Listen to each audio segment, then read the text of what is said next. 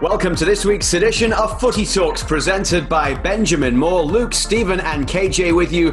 Plenty to discuss this week and a couple of great guests coming your way as well. Toronto FC's Jonathan Osorio, fresh off getting a couple of assists in the 3-0 win against Vancouver on Tuesday, will be joining the show a little later on. And we'll be live with Whitecaps head coach Marc Dos Santos as well, as we look back on what happened at BMO Field Tuesday. Before we get into the game, there was a great story that we showed on the TSN pregame show. You and Lucas Cavallini, your backstory. KJ had done interviews with both of you, and Lucas Cavallini said in that interview that he would be. We had to bleep out his actual answer, but he said he would be coming for you. Stefania sent a question in. How did it feel with him tackling you so soon into the game? Tackling? Was it a tackle? Had you seen it coming? Were you expecting that? Well, yeah. So for those who saw the interview, I think I predicted it. I predicted also a second yellow, which he was looking for, I think, and that didn't happen. But we both predicted it, so it was funny. I know how Luka plays. Luka plays like that normally, and it was just I think it was funny that it happened so early in the game.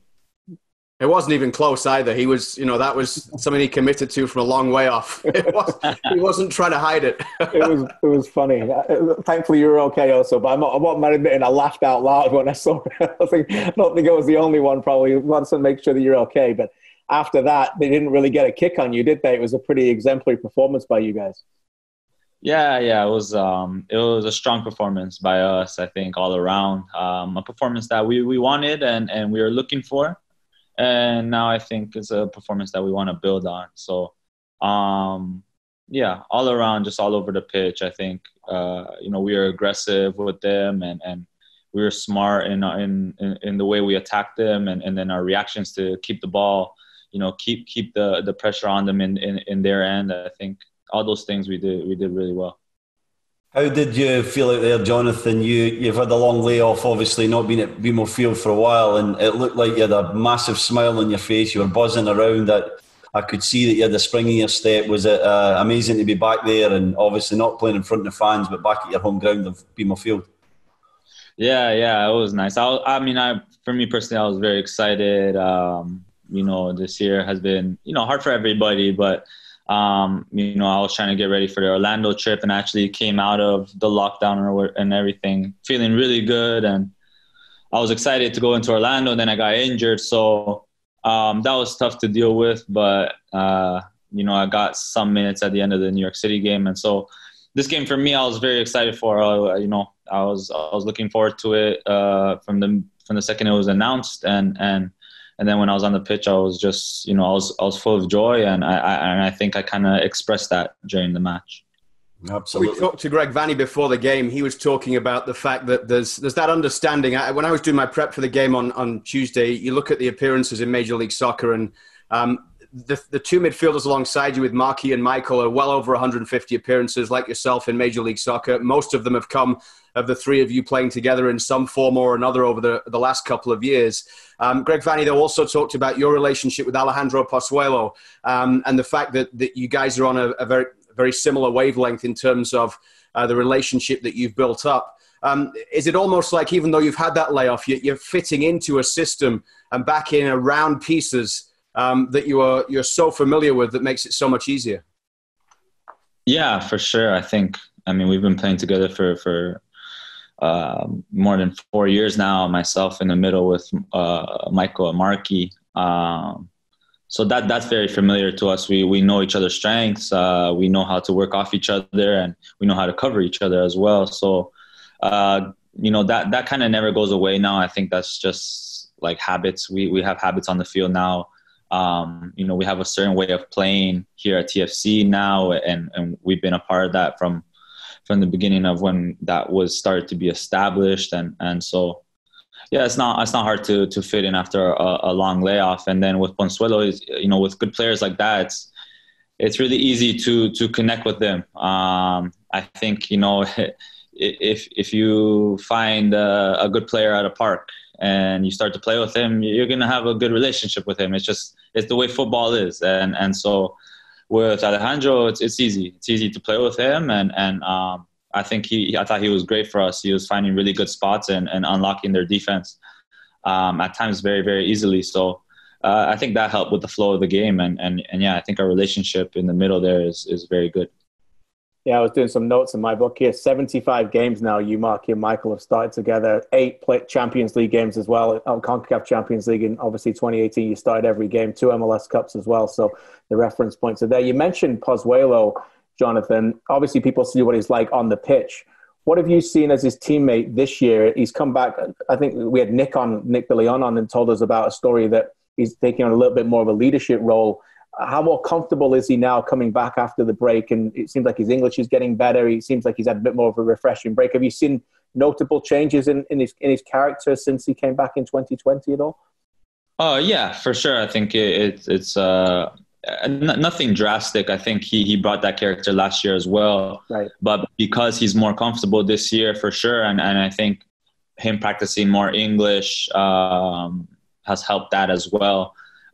Being more vocal with the guys. So yeah, for sure. I mean, Ali's always been a leader. I think he was the captain of his team in Belgium. So it's not a role that he's unfamiliar with, and so he's definitely one of the leaders of our team. And he tries to give confidence to everybody on the pitch, and that's what we need from him. That's what we want from him, and it's helping us a lot, and I think it's helping him as well. Jonathan, I want to talk about your good friend Richie Larea and your guys' relationship in that left-hand side, and what you've seen from him stepping in the absence of Justin Morrow, and in a position that I guess you guys are a bit light on in terms of left-back. And Richie's development there has been exceptional. Greg Vanning spoke about it. I thought he had another fantastic game, maybe just behind you for man of the match, in my opinion, on Tuesday night. But the relationship between you guys and his development and versatility in both fullbacks positions now after starting as a midfielder is quite incredible, isn't it? It's amazing. I think it was probably only last year that he started playing a wing back, and I remember actually in preseason he started as a winger higher up the pitch. So yeah, it's been amazing to see his development in that position, and now to switch over to the other side, onto a side where he's mostly maybe on his weaker foot, and he's adapted to it very, very well. I think the first game he played there, he scored against Montreal. So he's very dynamic, a very dynamic player. Very honest player. He's gonna give the team what you expect. And, he gives us a lot of athleticism on that side, which helps in a team like ours. So, yeah, Richie's doing so good. I tell him all the time. He's a guy that wants to keep improving. And as long as he has that mentality, he has a lot further to go. And just on Pablo Piatti, he hit the headlines obviously because of the goals that he scored on Tuesday night. Must have been an extremely difficult situation for him moving across to a new country with a lockdown pretty much hitting very early into his time in Toronto, maybe away from family, friends, the usual surroundings. What's it been like with him settling in? Is he a vocal piece of the locker room as well? Is he a kind of quiet player who does his talking on the pitch? How's he fitting in with everybody? No, he's vocal. He's not a shy guy at all, and he's trying to learn English, and he's the type of guy that will try. And I think we all respect that in the change room. Some people could be shy, knowing that they don't speak it very well, but he's not shy. He's not shy to try. It's been a weird start for him, just got that injury unluckily, and then with the lockdown, it's a lot of things to deal with, and it's not easy. But he's coming back in Orlando, gave us some good performances, and then finally, that goal that I think he was really, really looking for, and I think these 2 goals are going to help his confidence and help his performance moving forward. Also, let's turn to European football. I know how much you love Real Madrid. There's a little bit of a joke there with Lucas when he said he wanted to play for Barcelona, and you had a bit of a kid around with him. Should have gone back with him and said, "Look, mate, look, the kings of Spain right now." But maybe just talk about your team, Real Madrid. That you obviously you won another championship, and what that situation is for you, and maybe even how much you're looking forward to seeing Alphonso play on Sunday in the Champions League final. Yeah, so I guess for Real Madrid, it's good that the league, of course. I think it's been a long time in Real Madrid's expectations. So it's good to get the league and be on top of Spain again. I think they have really good young players. They're going to be very exciting. And then along with, I've really been impressed with Karim Benzema. I think he's really stepped into a role that, I think he doesn't get enough credit for what he does for his team. I think he's very well respected in the football world, and people know how good he is. I just don't think he gets the credit that he deserves. I think he's so important to that team, and I'm just so impressed with him. He looks like a leader out there, more like a leader than in previous years too. So I'm excited for Real Madrid. I'm very excited. I think they have to deal with a couple of transfers within the team to get out, and then transfers to come in. But I think they're heading in the right direction. Obviously they went out to a very good Man City team in Champions League, where I think some guys had bad games that you don't usually see have bad games. But no, I'm excited for Real Madrid. And with respect to Alphonso, I think we're all excited. We're all very, very, very excited for him. It kind of feels like I'm in the Champions League final, to be honest. So if he wins, that will feel like me winning. I swear. I honest to God, and I'll tell him that when I see him, and hopefully he wins. But if he wins, I think it's a win for Canada soccer, for sure. A huge win and a huge step forward. And for me, I feel like I win the Champions League too. So I hope that happens. Just finally, Jonathan, before we run out of time here, the pathway set for Canada now in the first phase of World Cup qualifying under this new format. Suriname, Bermuda, Cayman Islands and Aruba. What are your thoughts heading towards that now? And does it all become a little bit more real now that draw has happened and that these games are on the horizon now, with Canada with a decent opportunity here to get through to that next stage and the chance to qualify for 2022? Yeah, for sure. It's definitely it's set. The groups have been drawn. Now we have our opponents to look forward to. It's a group that we have to win. You have to win to get out. So those are 4 very important games for us. Those are the 4 games we're looking forward to right now.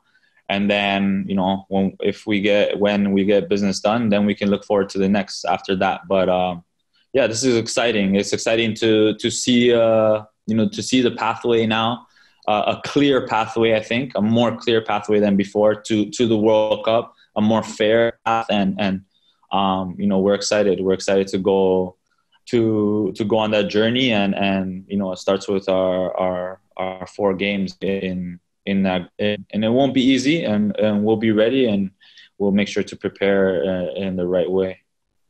Thanks, Jonathan. Great to have you with us and see you again here on Footy Talks. Really appreciate you taking the time. Best of luck tomorrow night against the Whitecaps. That game on Tuesday night, you've got another one coming up on Friday.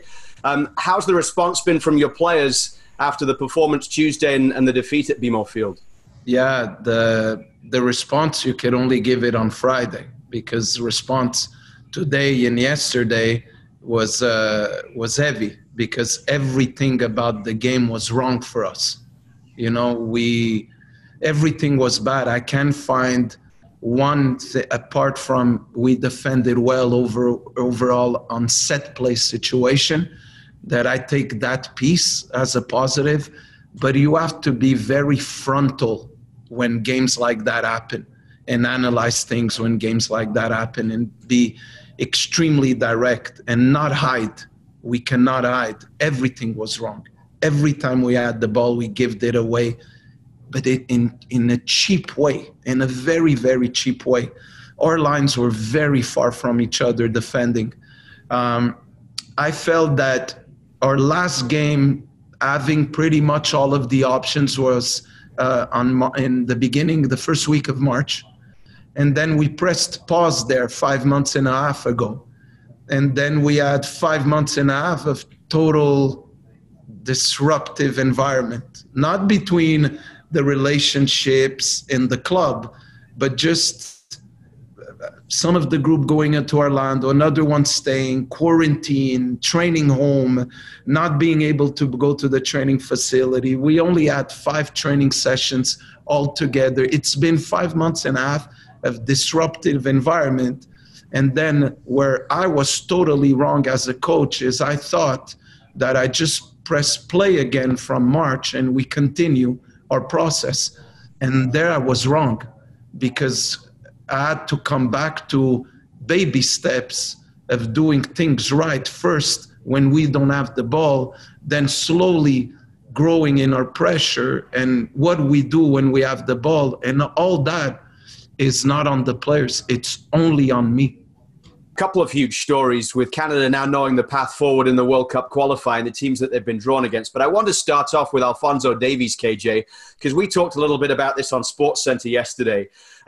There isn't any understating just what it means for Canadian soccer to have him appearing for this national team on behalf of this national team in this country in a UEFA Champions League men's final. Of course, we've seen it happen before with the likes of Ashley Lawrence, Kadisha Buchanan in the Women's Champions League.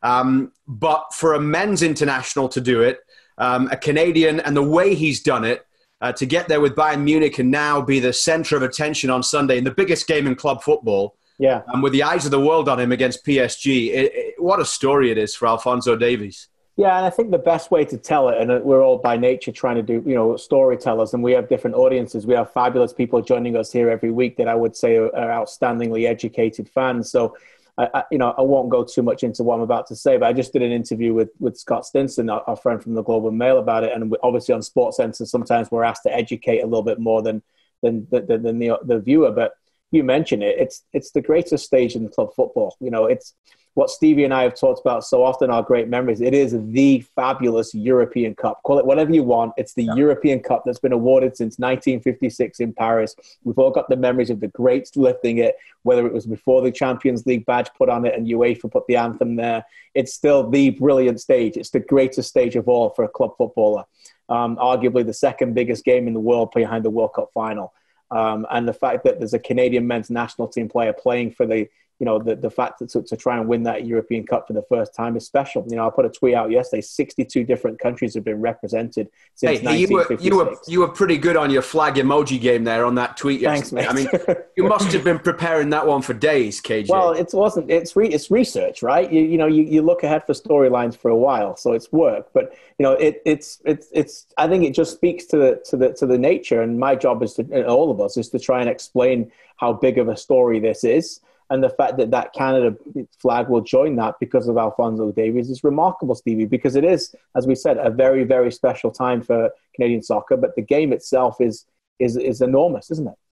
Yeah, it's the biggest club game in the world. There's no doubt about it. And, there's nothing like playing for your country. Unfortunately, Alphonso does that for Canada, but fortunately, I should say. But the thing is, when you're playing for your club, to be involved in a game of that magnitude with players around you like he's playing with Bayern Munich, I think they're the best team in the world.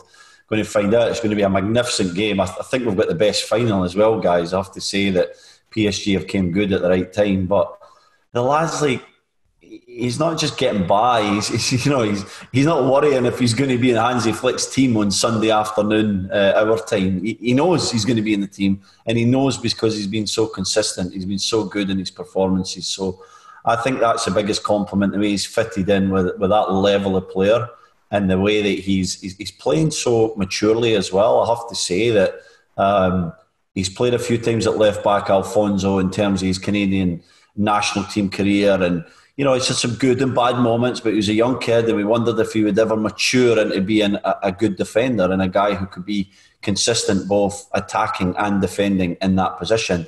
And he's showing all the signs of that now. His pace is phenomenal. It gets him out a lot of problems, not because he's necessarily out of position, because he's asked to play high, he's asked to be that outlet on the left-hand side. His pace can get him back, but I see a lot of maturity in his positional play as well, Luke. I think he's a guy who's really learning that position very, very well, and he's poised to be, if he's not already, the best left back in world football in the not-so-distant future.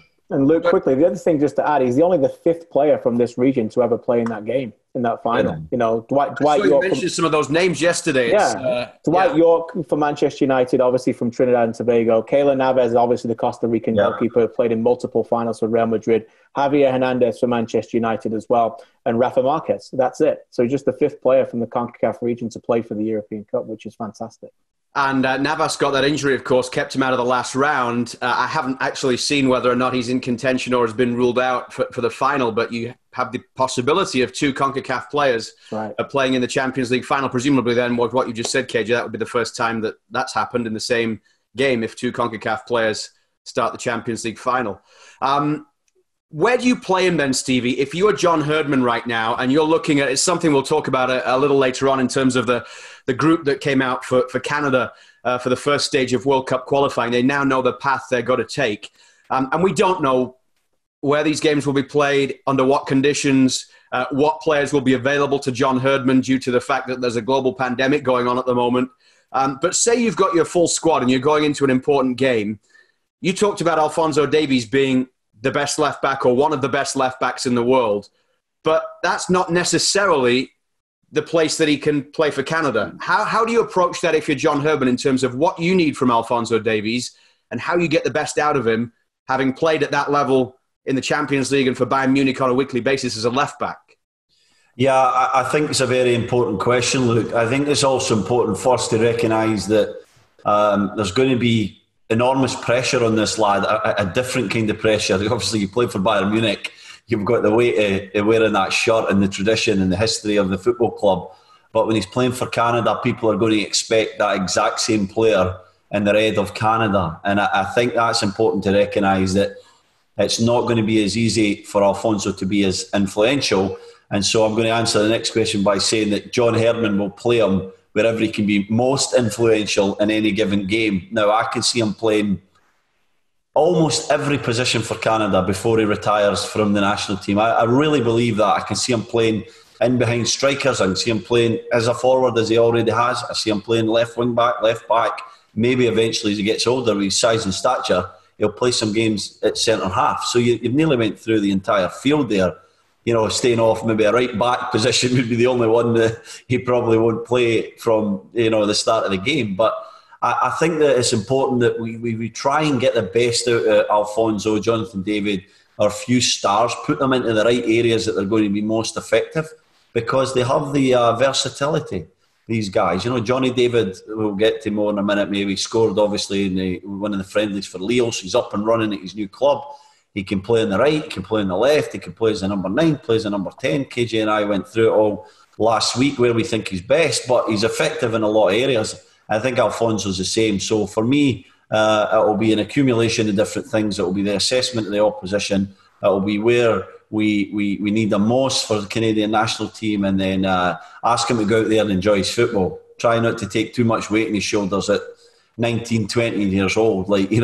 Give him some time to play 300-400 games in Europe, and then obviously we'll be expecting, I think, a great deal from Alphonso. But at the start, let's just respect that this guy's still learning the game, and it's not going to be as easy for Canada as it is when he's playing for Bayern Munich.